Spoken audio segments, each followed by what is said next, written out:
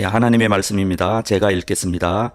마음이 가난한 사람은 복이 있다. 하늘나라가 그들의 것이다. 예, 마태복음 5장부터 7장까지 전체가 산상순이라고 하죠. 예, 그중 5장 3절부터 10절까지 그 앞부분을 팔복이라고 합니다. 마음이 가난한 사람은 복이 있다. 슬퍼하는 사람은 복이 있다. 온유한 사람은 복이 있다. 이런 방식으로 예수님은 제자들에게 8가지를 말씀하셨습니다. 그래서 팔복이라고 하죠. 함께 읽은 본문 말씀은 팔복 중 첫 번째 말씀입니다. 이 말씀이 산상수훈 전체에서 가장 중요한 것 같습니다.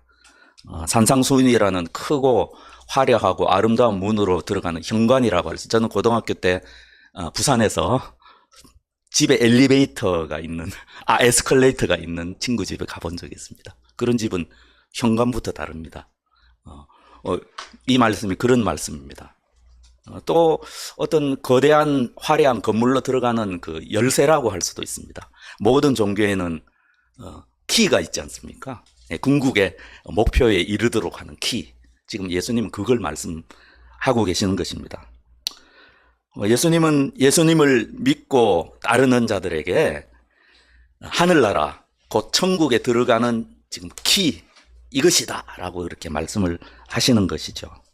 어떤 사람들은 어떤 미래 천국, 앞으로 올 천국만을 말하는 경향이 있습니다. 이런 사람들은 죽고 나서의 하늘나라, 그것을 주로 말하고요. 그리고 이 세상의 끝장난 이후의 어떤 천국, 그런 것들을 많이 말합니다. 하지만 성경이 말하는 하늘나라는 현재 진행형이죠. 성경이 말하는 하늘나라는 예수님 때 시작되었습니다. 그리고 지금도 계속 진행되고 있습니다. 그리고 예수님이 다시 오실 때 완성이 됩니다. 2000년 전에 예수님은 이미 천국은 이미 너희에게 임하였다 이렇게 말씀하셨습니다. 그 씨가 자라고 있습니다.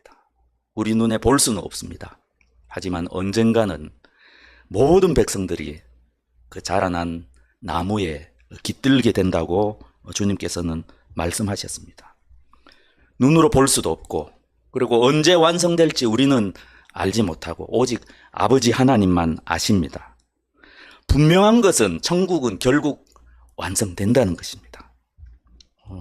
예수님이 왕으로서 다스리시는 하나님의 왕국에서 모든 천국 백성이 기쁨으로 하나님의 권세에 순종하게 될 것입니다. 그리고 하나님의 주권과 권세를 위임받은 왕같은 제사장들은 하나님이 만드신 모든 세상을 왕처럼 다스리게 될 것입니다. 그곳에서 아버지 하나님은 모든 사랑하는 자녀들의 눈에서 눈물을 닦아주실 것입니다. 거기에는 다시는 죽음이 없습니다. 슬픔도 없습니다. 울부짖음도 없고 고통도 완전히 없습니다. 하나님께서 마귀에게 속한 모든 권세를 멸하시고 하나님의 뜻대로 다스리게 되기 때문입니다. 사랑하는 지체 여러분, 마음이 가난한 사람은 복이 있다. 하늘나라가 그들의 것이다라고 하셨습니다. 우리가 이 땅에서 이것저것 추구하거나 혹은 이것저것 이렇게 우리가 가지게 되지 않습니까? 저를 봐도 그런데 우리는 어떤 가지는 동물인 것 같습니다. 그래서 때로 뭔가 막 가지기를 바라고 또 어떻게 그걸 가졌는데 한번 가지고 나면 또 버리기는 너무 힘들죠. 그게 우리라는 존재가 아닌가 생각합니다. 하지만 예수님의 말씀을 생각해 보면 우리 인생에서 가장 중요한 것은 그 무엇을 가지는 게 아니라 하나님 나라를 가지는 것, 하나님 나라를 소유하는 것, 그것보다 더 중요한 그런 문제가 있겠습니까? 그리고 예수님은 오늘 말씀에서 마음이 가난한 사람만 천국을 가진다. 이렇게 명확하게 말씀하셨습니다. 이런 말씀이죠. 우리가 지금 천국에 와 있다고 해봅시다. 죽었다가 눈을 딱 떠보니까 천국이. 천국인가 싶어서 이제 주변을 막 둘러봐요. 각종 막 깜둥이부터 막 흰둥이까지 막 우리 같은 노랭이까지 막 각종 막 언어를 사용하는 사람들이 막 가득 모여서 하나님을 찬양하고 있는데 우리가 그 중에서 그 다양한 하나님은 다양성을 좋아하시죠. 그 다양함 가운데 단 하나의 공통점을 찾을 수 있다면 그것이 무엇입니까? 예수님이 지금 그걸 마음이 가난한 사람들이라는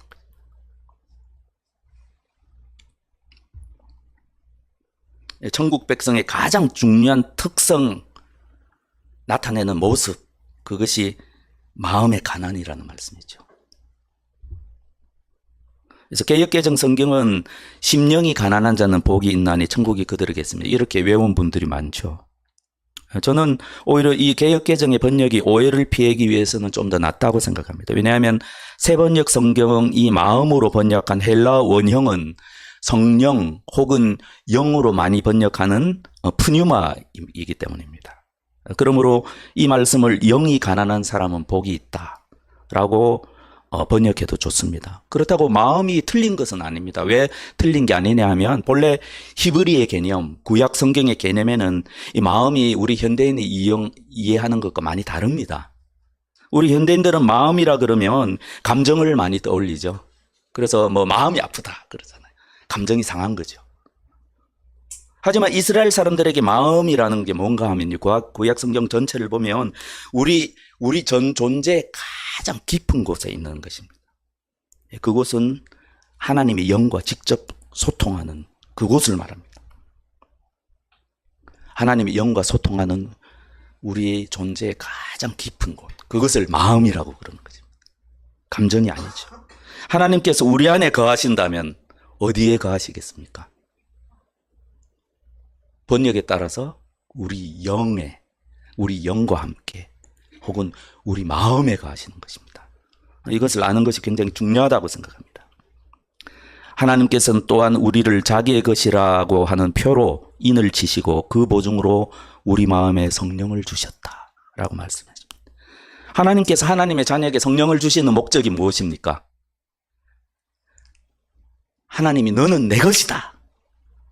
너는 내 것이다. 라는 증거로 성령을 주시는 겁니다. 그렇기 때문에 우리가 성령을 받으면 어떻게 됩니까? 하나님을 아빠, 아버지라고 이렇게 부를 수 있게 되는 거죠. 그리고 이 말씀에서 성령께서 어디에 계십니까? 하나님은 성령을 우리 마음에 주십니다. 마음의 의미가 이런 것입니다. 그런데 여러분은 자녀의 힘으로 하나님께서 그 아들의 영을 우리의 마음에 보내주셔서 우리가 하나님을 아빠, 아버지라고 부를 수 있게 하셨습니다. 예. 성도가 하나님의 자녀라는 증거가 무엇인가? 말씀드린 대로 하나님께서 성도에게 그 아들의 영을 보내주셔서 아빠, 아버지라고 부를 수 있게 하신 것입니다.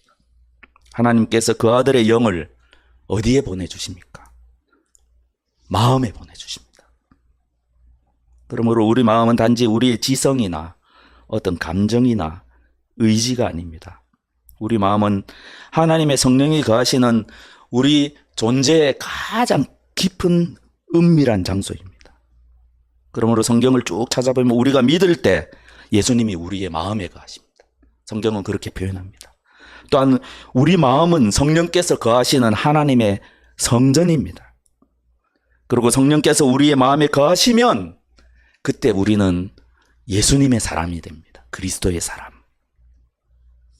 또 성령께서 우리의 마음에 거하셔야만 우리는 하나님을 비로소 아빠, 아버지라고 그렇게 부르짖을 수 있습니다.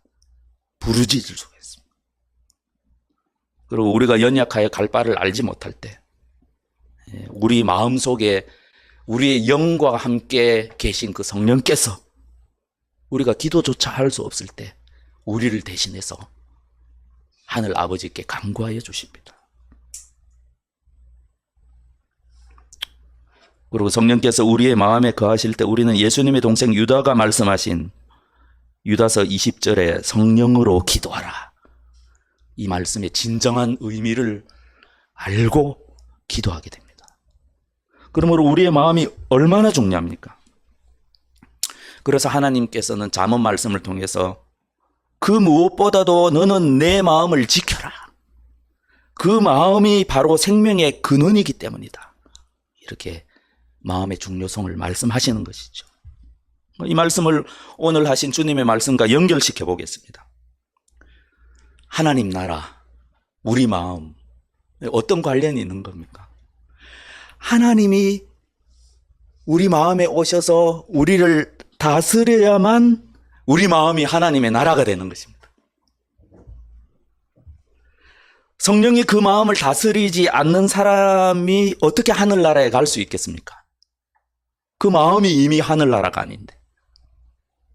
그러므로 우리 주님께서 마음이 가난한 사람은 복이 있다. 하늘나라가 그들의 것이다라고 하죠. 왜 마음이 가난한 사람이 하늘나라를 가질 수 있습니까?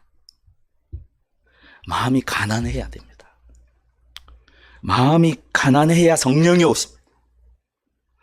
마음이 가난해져야만, 우리의 심령이 가난해져야만, 우리의 영이 아주 가난해져야만 하나님께서 우리를 채우시고 다스리시고 왕이 되셔서 우리의 마음을 통치하시기 시작하십니다. 왕으로서. 그때 예수님이 우리의 주님이 되시고 예수님이 우리의 왕이 되십니다. 이것이 기독교입니다. 우리의 빈 마음에, 우리의 가난한 마음에 하나님의 영이 들어오시고 하나님께서 다스리시는 것입니다. 우리 마음이 먼저 하나님 나라가 되는 것이죠. 이것이 기독교입니다. 이것이 하나님 나라의 시작이고 예수님께서 하나님 나라는 너희 안에 있다라고 말씀하신 그 진리의 말씀의 진정한 의미입니다. 깨끗하게 비워진 우리의 마음, 그 마음을 하나님께서 당신의 복으로 가득 채우시고 주님의 뜻대로 주관하시는 것. 우리가 성경을 통해서 알게 되는 바, 우리가 받을 수 있는 최대의 복은 다른 그 무엇이 아니라 바로 하나님 자신입니다. 이것이 기독교고, 이것이 예수께서 마음이 가난한 사람은 복이 있다. 하늘나라가 그들의 것이다. 라고 말씀하신 그 의미입니다. 우리가 술병에 술이 담겨 있습니다. 술을 버리고 나야지 새로운 포도주를 채울 수 있지 않습니까? 그리고 우리가 성경을 통해서 보면 복음에는 항상 이 양면이 있습니다. 채우기 위해서 비워야 한다라고 말씀하십니다. 그리고 성경에는 먼저 허물어 버리고 난 후에 새로 세운다라고 말씀하십니다. 그리고 성경은 항상 절망이 먼저 오고 그 다음에야 희망이 온다라고 말씀하십니다. 그리고 우리가 배운 바 회개가 먼저 있어야지 구원이 그 다음에 오는 것입니다. 기독교인이 된다는 거, 예수를 믿는다는 거 어쩌면 굉장히 단순할지도 모른다, 그런 생각을 해봅니다. 가난한 마음을 가지면 됩니다. 가난한 마음을 가진 사람만이 하나님께서 주실 수 있는 복을 간절히 바라게 되고, 그리고 어떻게 생각하면 선택하신 백성이라면 필연적으로 가난한 마음을 가지게 될 것입니다. 그리고 그 텅 빈 마음, 우리의 그 텅 빈 마음은 이 세상에 어떤 것으로도 채울 수가 없을 것입니다.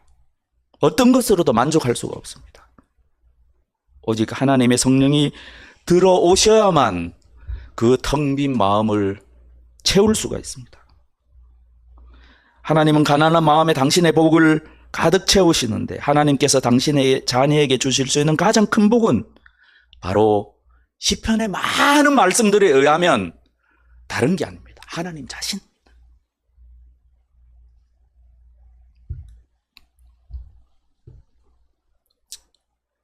많은 사람이 이 예수님의 말씀을 오해합니다. 특별히 진보적인 기독교가 그런데요. 어떤 사람들은 이 말씀을 그대로 그냥 읽으면 되는데 그대로 읽지 않습니다. 이해가 안 가거든요. 그래서 이제 이렇게 꼬아서 읽습니다. 가난한 사람은 심령의 복이 있다. 이렇게. 누가복음에는 마음이 가난한 사람으로 되어 있지 않고 그냥 가난한 사람으로 되어 있거든요. 이런 사람은 누가복음을 근거로 가난한 사람은 심령의 복이 있다. 이렇게 주장합니다. 이 가난을 좀 뭐랄까 높인다고 그럴까요? 이 가난을 뭔가 추구해야 될 어떤 목표 이런 걸로 보면서 동시에 어떤 하나님께서 주신 다양한 복 가운데 물질의 복이라는 것도 있는데 그거를 좀 이렇게 뭔가 무시하고 경시하는 것이죠. 하지만 이런 해석은 잘못된 해석입니다. 한마디로 배격하겠습니다. 성경 전반적으로 볼 때 성경은, 하나님의 말씀은 가난을 권장하거나 가난 자체를 추구해야 한다고 말씀하지, 절대 그런 말씀하시지 않습니다.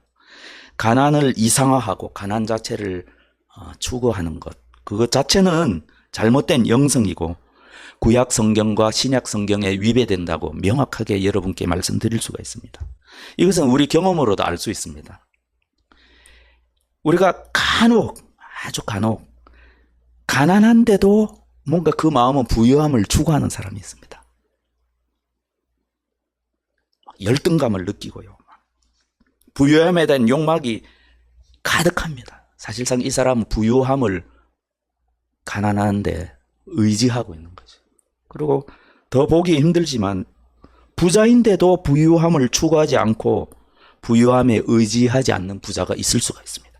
간혹 그런 분들이 있습니다. 이런 사람은 아마도 예수님의 말씀에 의하면 마음이 가난한 사람일 것입니다. 소수이긴 하지만 성경의 인물이나 역사적인 인물 가운데서도 자신의 부유함에 의지 않고 전적으로 하나님만 의지했던 부자들을 찾을 수가 있습니다. 마음이 부자인 가난한 사람도 있을 수가 있고 마음이 가난한 부자도 있을 수가 있는 것입니다. 근데 물질적으로 부자인 사람도, 물질적으로 가난한 사람도 하나님 앞에서는 죽을 수밖에 없는 죄인입니다.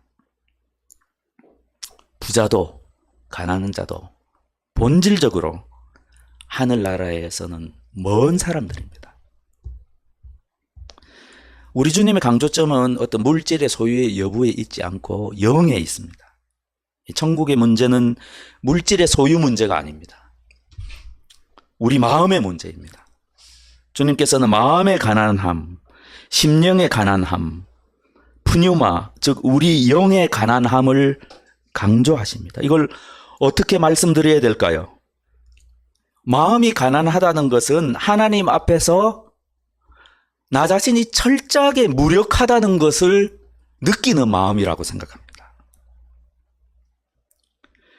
마음이 가난하다는 것은 내가 하나님 나라에 들어가기 위해서, 하나님을 만나기 위해서 내가 할 수 있는 것이 아무것도 없다. 이것저것 해봤는데 아무것도 안 된다. 그런 마음이라고 생각합니다. 마음이 가난하다는 것은 우리가 하나님을 마주대할 때, 하나님 앞에서 혼자 설 때 느끼는 철저한 절망감과 무력감입니다. 내가 아무것도 할 수 없다. 사람과 비교하는 게 아닙니다. 하나님의 존전에서 느끼는 엄청난 무력감이며 절망감입니다. 그래서 이 절망을 통과한 사람은 사람 사이에서 열등감은 있을 수가 없습니다. 그런 것입니다. 아까 함께 388장 찬송가를 불렀습니다. 이 찬송가는 요한 웨슬리의 동생인 찰스 웨슬리가 작곡했습니다. 우리말 찬송에는 이 가사들이 잘 나타나 있지 않는데 3절 하반부의 가사 원문은 이와 같습니다. 뭔가 하면 주님의 이름은 의롭고 거룩하오나 나는 온통 불의뿐이오며 나에게는 죄악이 충만하지만 예수께는 진리와 은혜가 충만하도다. 이렇게 노래하는 영혼이 바로 마음이 가난한 사람입니다. 어떤 마음입니까? 하나님 앞에 단독자로 선 자신이 얼마나 비참한지. 실제로 이 가난이라는 단어가 헬라어 단어 가운데 가장 강한 단어입니다. 이걸 저는 이렇게 해석해 봤습니다. 영적 거지는 복이 있다. 하늘나라가 그들의 것이다. 영적 거지입니다. 내가 너무나 거지이기 때문에 자기가 아니라 은혜와 진리로 충만하신 예수님만을 의지하는 마음. 나에게는 죄악이 충만하지만 예수님께는 진리와 은혜가 충만합니다. 천국을 발견한 사람입니다. 모든 것을 팔 수 있는 사람입니다. 이러한 고백이 마음이 가난한 사람의 고백입니다. 이 가톨릭이 추구하는 영성의 특징 가운데 하나는 청빈을 좀 개신교보다 좀 더 강조하는 것 같습니다. 승려와 목사와는 좀 다른 것 같습니다. 제가 이렇게 뭐 팟캐스트나 책 같은 거 읽어보면 가톨릭 신부들은 원천적으로 큰 부자가 되기는 불가능하게 시스템적으로 그렇게 딱 되어 있습니다. 그래서 신부들이 그래도 비교적 다른 성직자들에 비해서 좀 존경을 받는 것이 아닌가 그렇게 생각을 해보기도 했습니다. 근데 가톨릭의 영성의 약간의 문제는 청빈한 삶을 평범한 중상층의 삶보다 좀 더 고귀한 삶으로 보는 것이죠. 그런 게 아니거든요. 그래서 이들의 이런 견해의 강력한 후원자가 바로 가톨릭의 성인 프란치스코 그런 분들이죠. 기독교 안에서도 그런 경향이 있습니다. 분명히 있습니다. 그래서 가령 어떤 대형교회 목사가 청빈하면 존경을 받죠. 예를 들면은 제가 아는 분 가운데도 그런 분이 계신데 경차를 타고 다니신다든지, 또 제가 아는 분 가운데도 그런 분이 계신데 부교육자와 똑같은 사례비를 받는다든지,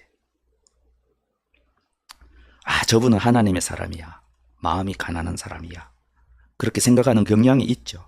그래서 그분의 설교에 대해서는 좀 더 크레딧을 두고 좀 더 깊은 신뢰를 보내기도 하죠. 그리고 거기다가 제가 아는 목사님 가운데는 교회와 교회의 자원을 자기 것으로 여기지 않고 아낌없이 베푸는 방향으로 목회한다면 더욱 존경하게 됩니다. 하지만 제 생각에 그러한 모습이 예수님이 말씀하신 마음의 가난하고는 좀 거리가 있다고 생각합니다. 그걸 증명해 주지는 못한다고 생각합니다. 사역이 건전하다, 이 정도는 말할 수 있습니다. 하지만 사실상 우리가 성경에 의하면 건전한 사역이라고 해서 하나님의 일과 직접적으로 관련이 있는 것은 아닙니다. 상관이 아주 없을 수가 있습니다. 건전한 설교도 생명을 죽일 수가 있듯이 건전한 사역도 영혼들을 지옥으로 이끌어 갈 수가 있다, 이렇게 성경은 말하고 있습니다. 심지어 어떤 그 사역자나 어떤 성도가 있다고 합시다. 우리라고 해보자. 이게 어떤 중요한 결정을 할 때, 인생의 중요한 결정을 할 때 뭔가 버리는 쪽으로 결정하면 되게 좀 칭찬받지 않아요? 야, 대단하다. 특히 무슨 인생의 은퇴 문제나 어떤 배우자 문제, 특별히 이제 자녀의 문제, 혹은 자신의 인생 전체가 어떤 걸리는 문제에 어떤 뭔가 버리는 쪽으로, 가난함의 방향으로 그렇게 처신하면 참 대단하다. 저 사람은 하나님의 사람이 틀림없다, 이렇게 생각합니다. 하지만 과연 꼭 그런 것일까요?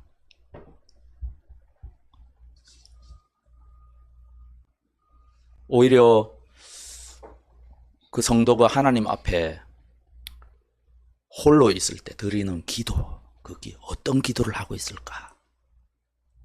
우리가 알 수가 있겠습니까? 그리고 그 깊은 기도 가운데 내가 이렇게 하고 싶은데 하나님이 아니야, 저렇게 해 라고 말씀하실 때 과연 그 평생의 그 계획과 그 욕망을 버리고 하나님 뜻에 순종할 수 있을까? 그걸 누가 알겠습니까?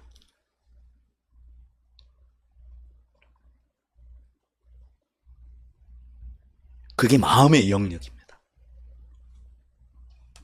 다른 사람이 알 수가 없습니다.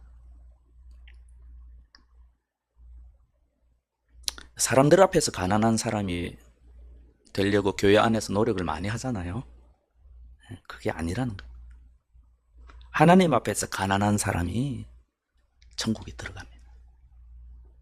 이 진리는 아무리 강조해도 저는 지나침이 없다, 이렇게 생각합니다. 만약 우리 마음이 진정으로 하나님 앞에서 가난하다면 우리의 사회생활, 사람들과의 관계, 교회 생활에서 드러날 것입니다. 그러므로 우리가 추구하는 어떤 사회생활이나 뭐 직장생활이나 이 교회 생활이 진정 가난한 마음을 가진 자의 생활인지 깊이 생각해 볼 필요가 있습니다. 매일 생각해야 되죠. 때때로 잘못 이해하는 경우가 많지 않습니까? 뭐 예를 들면 우리 면접 볼 때 기독교인 청년이 자신이 가난한 마음을 가졌다는 것을 강조한다고 해봅시다. 어떻게 강조하겠습니까? 아주 겸손한 모습. 이 청년이 세상에서 살아남을 수가 있겠습니까? 절대 못 살아남. 그런 게 아닙니다. 사람들 앞에서 겸손하게 두 손을 모으고, 제 친구는 이 겸손은 겹손이라 그러더라고요. 이 겹손. 이렇게, 예. 그게 아니라는 겁니다. 직장에서 소위 겸손하다 못해 직장 생활하는데 자기 능력을 사람들에게 증명해 보이지도 못한다 하면 그 직장인으로 생존할 수가 있겠습니까? 그런 게 아닙니다. 이 마음의 가난을 잘못 이해해가지고 직장 생활 잘 하다가 혹은 직장 생활에서 실패해서 신학대학원 가는 사람 많이 봤습니다. 마음에 가난한 것, 내게 있는 것을 버리는 것, 그런 게 아닙니다. 마음이 가난하다는 것은 계속 말씀드린 대로 사람들에게 보여지는 모습이 아니라 중심을 보시는 그 하나님께 보여지는 나의 모습, 그것입니다. 이 교회 생활도 마찬가지죠. 우리가 교회 생활 오래 했지 않습니까? 마음이 가난하게 보이는 신자들이 있습니다. 보통 좋아하고 존경을 받죠. 많이 퍼주고 많이 돕고 자신의 이익을 챙기지 않습니다. 하지만 하나님이 보시기에는 단지 소심하거나 용기가 부족하거나 교제에 익숙하지 않거나 수줍음이 많거나 하나님께서 주신 복조차 자신이 가지는데 죄책감을 가지는 기질의 사람일 가능성이 많습니다. 본래 그런 사람 있지 않습니까? 태어나기를 주제넘게 남 앞에 서기를 좀 불편해하고 항상 뒤에 있기를 좀 좋아하고 그냥 나서기보다는 뒤에서 섬기는 걸 오히려 즐겨하고 남의 일에 참견하고 나서기를 꺼리는 사람이 있습니다. 겸손한 모습으로 예의 바른 말을 하고 늘 양보하고 뒤에서 숨어서 봉사하기를 좋아하는 모습을 보면 우리는 어떻게 생각합니까? 야, 저 사람이야말로 그렇지 아니다. 저 사람이야말로 저런 사람이 천국에 안 들어가면 누가 천국에 들어가냐? 그렇게 말합니다. 하지만 하나님이 보시기에는 전혀 다를 수가 있습니다. 제가 본 심한 경우에는 가난한 마음이 아닙니다. 병든 마음입니다. 어떤 사람은 기질적으로 전혀 그런 사람이 아닙니다. 교회에서 원하는 어떤 신자의 모습, 그런 모습과는 거리가 기질적으로 멉니다. 근데 신앙을 가지고 막 그걸 자기 자신을 억지로 막 이렇게 만듭니다. INFT가 뭐 예를 들면 ISTJ로 변하는 거죠. 막 억압해서 엄청난 노력으로 자신을 착한 기독교인으로 만듭니다. 그리고 주변에 그 억압이 얼마나 셉니까? 이런 분들이 교회에서 좋은 평가를 받죠. 천국에 갈 만한 가난한 마음을 가진 사람이다. 이렇게 우리는 보기가 쉽습니다. 하지만 저는 이런 분들이 갑자기 자살했다는 소식을 듣더라도 전 전혀 놀랍지 않습니다. 제가 너무 과하게 이야기한다고 나무라실 수도 있지만 이것이 교회의 현실입니다. 그런 것이 아닙니다. 마음이 가난한 사람은 하나님에 의해서 그 기질이 억압받지 않습니다. 오히려 하나님은 그 기질을 사용하십니다. 괄괄한 사람은 괄괄한 대로, 소심한 사람은 소심한 대로 사용하십니다. 우리의 성정과 기질을 만드신 하나님은 이 마음이 가난한 자녀를 다스리시고 하나님의 뜻대로 선하게 사용하십니다. 그렇게 하나님은 먼저 그 성도 안에서 하나님 나라를 이루시고 그리고 그 사람을 통해서 하나님의 복을 세상에 전파하는 복의 통로로 사용하십니다. 그리고 하나님이 성도의 마음을 다스리는 과정에서 마음의 모든 질병은 필연적으로 완전히 치료됩니다. 완전히 치료됩니다. 저 하늘에 가기 전까지도 치료하십니다. 그렇게 하나님 나라가 우리 마음으로부터, 가난한 마음으로부터 그렇게 시작되는 것입니다. 하나님이 다스리시는 모든 성도는 우리 각자 한 사람 한 사람은 이 땅에서 하나님과 동행하며 하나님의 다스림을 받다가 저 하늘에서도 영원히 동행하며 다스림을 받는 것입니다. 이 땅에서의 우리와 저 하늘에서의 우리는 별로 다른 것이 아닙니다. 이 땅에서 하나님의 다스림을 싫어하는 사람이 마음이 부자라서 하나님께서 복을 한 톨이라도 그 마음에 부어줄 수 없는 영혼이 저 하늘에서 하나님의 다스리심을 기뻐하겠습니까? 그런 법은 없습니다. 우리는 성경에서 마음이 가난한 사람을 많이 봅니다. 하나님께서 사랑하시고 하나님께서 사용하신 영혼들은 다 마음이 가난한 사람이었어요. 기드온이 있죠. 하나님이 천사를 보내셔서 기드온을 부르셨을 때 이같이 고백했습니다. 이런 영혼입니다. 감히 여쭙습니다만 내가 어떻게 이스라엘을 구할 수 있겠습니까? 보시는 바와 같이 나의 가문은 므낫세 지파 가운데도 가장 약하고 또 나는 아버지의 집에서도 가장 어린 사람입니다. 얼마나 기질적으로 소심한 사람이었겠습니까? 하나님은 이런 사람도 사용하시는 겁니다. 이런 사람을 축복하십니다. 모세로부터 사도 바울처럼 정반대 인물까지도 하나님은 사용하십니다. 공통점은 마음이 가난하다는 것입니다. 이처럼 자신의 능력이 아니라 전적으로 하나님을 의지할 가능성이 있는 사람을 하나님은 선택하시고 부르시고 왕이 되셔서 다스리기를 좋아하십니다. 다윗을 생각해 보십시오. 다윗은 자기 능력이 아니라 오직 하나님의 능력을 의지하였기에 적들에게 온통 둘러싸여서도 다음에 고백을 할 수 있었습니다. 주님이 나의 빛, 나의 구원이신데 내가 누구를 두려워하랴. 주님이 내 생명의 피난처이신데 내가 누구를 무서워하랴. 예수님을 만나기 이전과 예수님을 만난 이후의 바울은 같은 사람이었습니다. 기드온이나 모세와 같은 사람과는 달랐죠. 그런데 예수님을 만난 이후에는 완전히 변했습니다. 기질이 변했습니까? 아닙니다. 이전에는 혈통, 가문, 지식이나 학문, 인간의 능력을 의지하였습니다. 그런데 예수님을 만난 이후에는 그 모든 것을 쓰레기로 여겼습니다. 자기 능력을 의지하지 않고 전적으로 하나님의 능력을 의지하였습니다. 그래서 사도 바울의 삶과 사역에는 바울의 인간적인 능력이 아니라 하나님의 능력이 나타났습니다. 마지막으로 베드로를 한번 생각해 봅시다. 베드로가 어떤 사람이었습니까? 괄괄한 사람이었죠.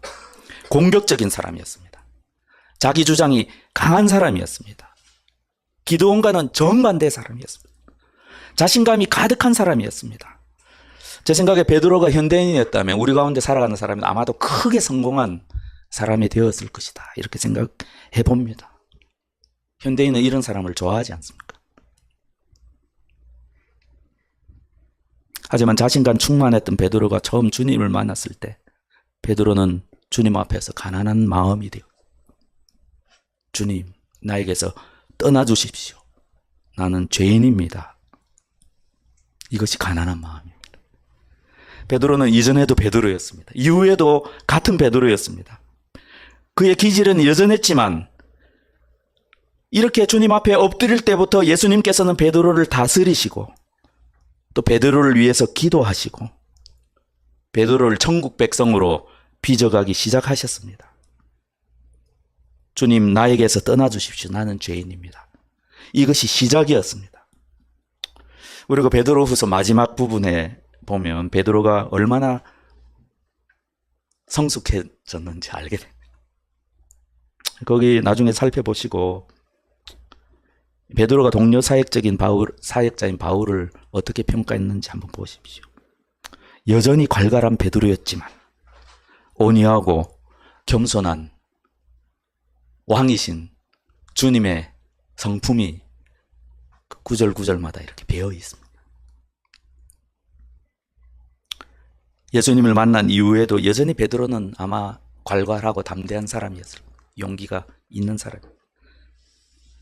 전혀 세상에서 말하는 나약한 사람이 아니었죠. 하지만 베드로는 날이 갈수록 예수님의 기도로 점점 하나님 앞에서 마음이 가난한 자가 되어갔던 것입니다. 우리의 신앙생활은 이런 것입니다. 가난한 마음과 관련해서 우리 주님을 빠뜨릴 수는 없습니다. 예수님에 대한 초대교회의 찬송가는 이게 초대교회 찬송가 가사였다고 그렇게 알려져 있습니다. 사도 바울의 글이죠.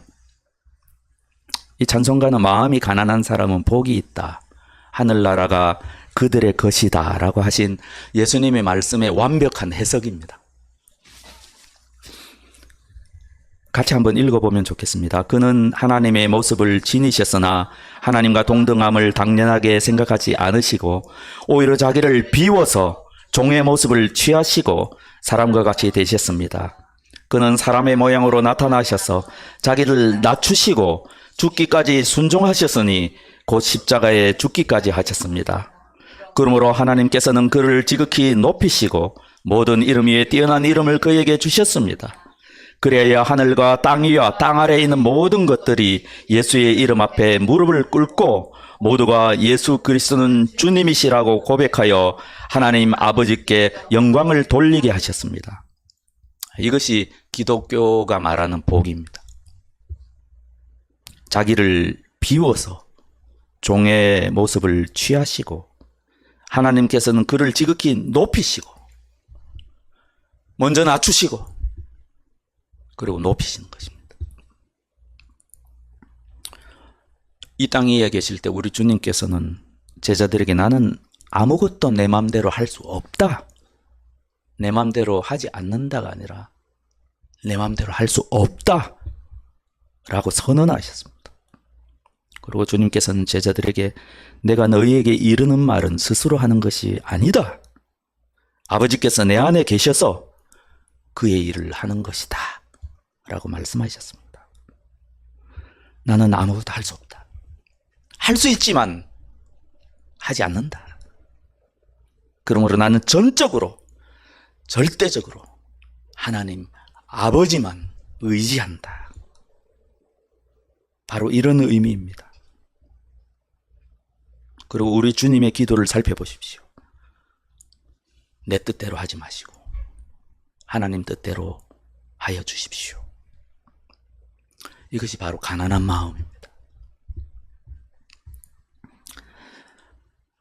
지체 여러분, 가난한 마음은 오직 하나님 앞에서만 나타납니다. 사람이 알 수가 없습니다. 여러분과 저의 기도 가운데서만 드러납니다. 여러분은 무엇을 기도하고 계십니까? 요즘 무엇을 기도하고 계십니까? 그 기도할 때 여러분이 가진 모든 것을 하나님께 의존하고 계십니까? 여러분의 의지, 계획, 열망조차 하나님께 숨김없이 아뢰고 하나님께 여쭤봅니까? 여러분의 기대와 그 경험 속에서 이렇게 되겠지라고 하는 그 걱정까지 다 하나님께 아뢰고 맡기고 있습니까? 이 세상의 다른 사람들의 말, 전문가의 말보다 하나님의 말을 더 신뢰하십니까? 여러분 자신보다 여러분 자신을 더 의지합니까? 아니면 하나님을 더 의지하십니까? 우리의 모든 것, 여러분의 모든 것, 그것을 살아계시고 참되시며 당신의 자녀들을 한없이 사랑하시는 하나님 아버지께 맡기고 계십니까? 맡겨야 합니다.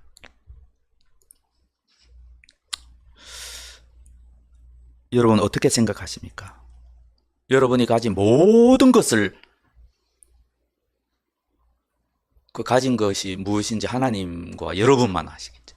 그 모든 것을 다 팔더라도 천국을 살 수 있다면, 내가 천국을 살 수 있다면 평생 천대받고 멸시받은 그 거지 나사로서 지금부터 평생 살아가더라도 전혀 내 투자가 아깝지 않다, 이렇게 생각하십니까?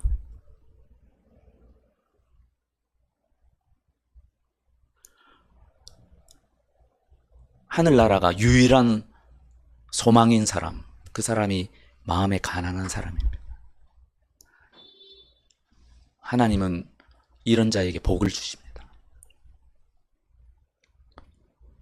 하나님의 아들의 생명을 주시고 하나님이 가진 모든 것을 우리에게 주십니다.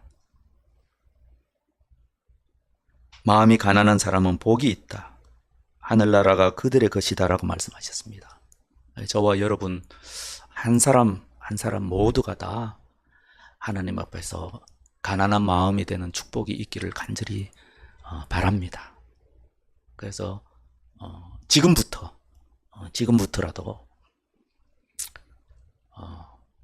천국을 가지는 하나님의 다스리심을 기뻐하고 하나님께서 다스리실 때 순종하여 하나님의 아들의 축복을 받는 저와 여러분이 꼭 되셨으면 좋겠습니다. 잠깐 한 1, 2분간 기도하겠습니다.